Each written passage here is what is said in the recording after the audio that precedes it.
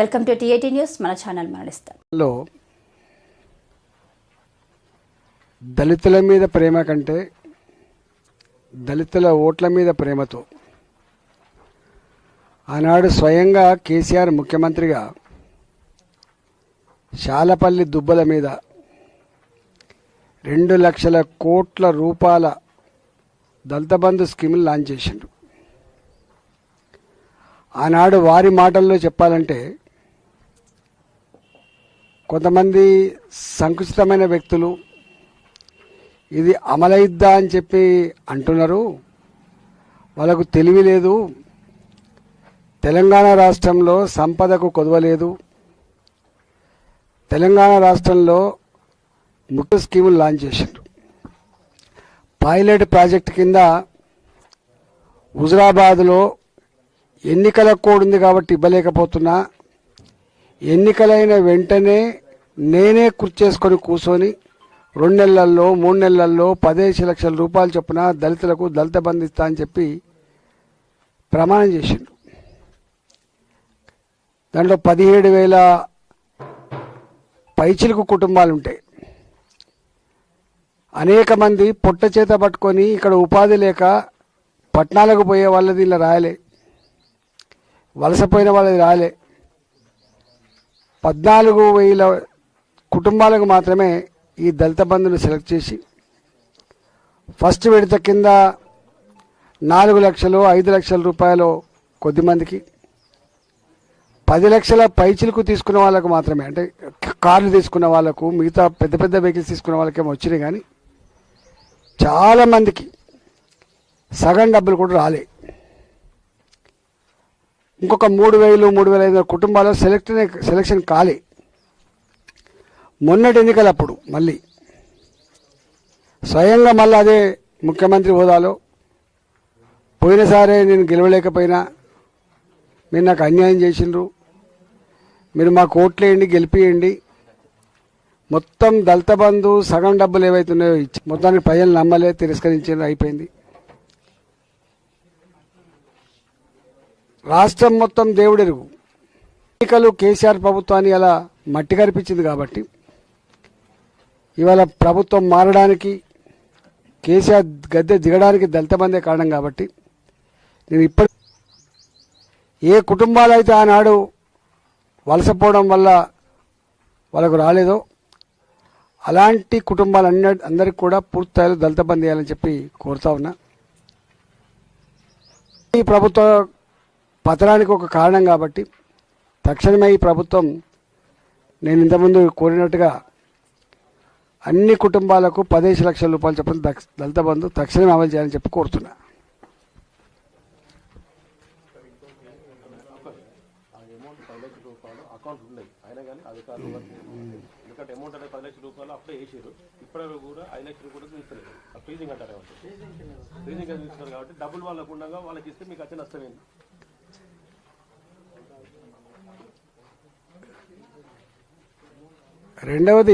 రెండవది ఆనాడే 2,000 కోట్ల భూమి అమ్మకొచ్చి ప్రతి అకౌంట్ హోల్డర్ అలా జమ చేసి ఉంది. కాబట్టి మరి వీళ్ళకేమైందో మరి తెలియదు కానీ సతాయిస్తున్నారు. జిఎస్టీలు పేరిట బ్రోకర్లు తినే పరిస్థితి వచ్చింది. 10 లక్షలలో దాదాపు 2 లక్షలు 3 లక్షల రూపాయలు బ్రోకర్లకు, ఇతర సర్టిఫికేట్లు షాప్ పెట్టుకోవాలంటే వాళ్ళ లెటర్ ఇవ్వాలంటే ₹1,00,000 ₹50,000 తీసుకునే పరిస్థితి వచ్చింది. దళితులకి రూపాయి ఖర్చు కాకుండా వాళ్ళ అకౌంట్లలో ఉన్న దళిత బంధు డబ్బులు తక్షణమే విడుదల చేయాలని కోరుతున్నా.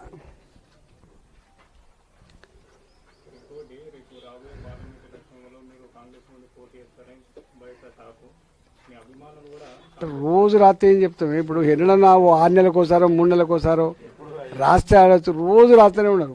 తక్షణం ఇప్పుడు అదే ఏ పత్రికలు అవి, తెలంగాణ టుడే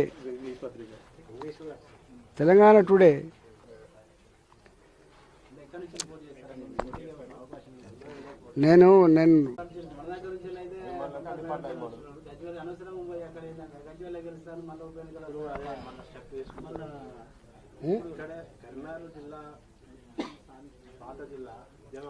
అవునా, ఇప్పుడు నేను రెండు విషయాలు నేను చాలా మొన్ననే చెప్పిన, ఇక్కడ కొత్తకొండ జాతర చెప్పిన.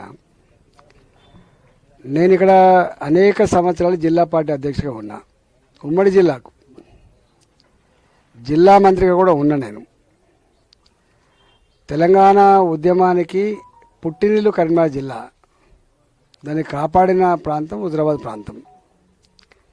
ఆదిలాబాద్లో ఉద్యమాలు జరిగినా, సభలు జరిగినా, మహబూబ్ నగర్లో సభలు జరిగినా సద్దులు కట్టుకొని పోయిన ప్రాంతం ఈ ప్రాంతం. అందువల్ల ఇక్కడ న్యాచురల్గానే నాకున్న బలగం అంతా ఇక్కడే ఉంది. నాకున్న బలగం అంతా ఇక్కడే ఉంది. మీరు అంటున్నారు మా వాళ్ళంతా బాధపడుతుంది ఇక్కడ. మా సిట్టింగ్ ఎంపీ ఉండడానికి చెప్పిన తర్వాత నేను ఎట్లా చెప్తా చెప్పండి? ఉంటుంది అభిమానం మా వాళ్ళకు, సాధ్యమవుతుందా?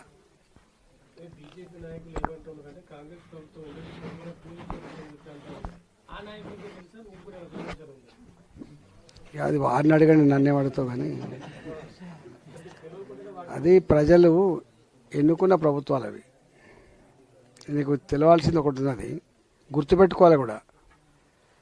2018 ఎన్నికలలో ఆనాడు టీఆర్ఎస్ పార్టీకి 88 స్థానాలు గెలిపించారు.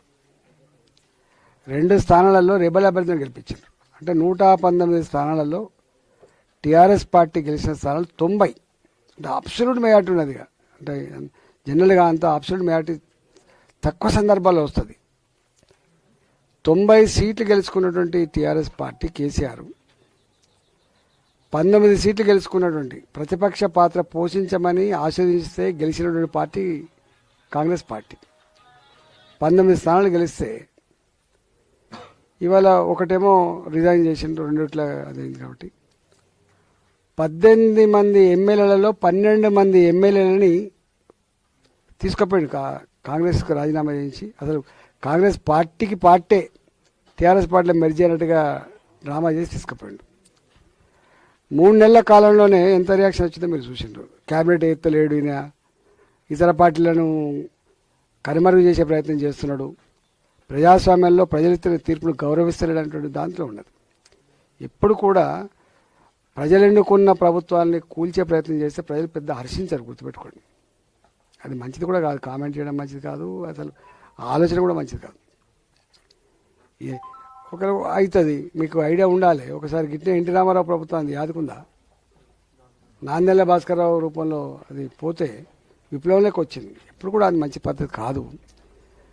కానీ ప్రతిపక్ష పార్టీలుగా ఏ హామీలైతే ఈ ప్రభుత్వం ఇచ్చిందో, ఆనాడు ఎన్నికల ముందు మేనిఫెస్టోలో మహిళా పాలసీ అని, రైతు పాలసీ అని, యువక పాలసీ అని, విద్యార్థి పాలసీ అని చెప్పి ఇన్ని పాలసీలు ఇచ్చిండ్రు.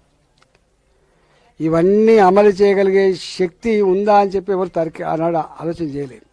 కేసీఆర్ మీద కోపంతో వేసి పడేసిండ్రు. నాకు తెలిసి వాళ్ళు ఇచ్చినటువంటి హామీలు అమలు చేయగలిగే సత్తా ఉండదు. దాని మీద కొట్టాలి.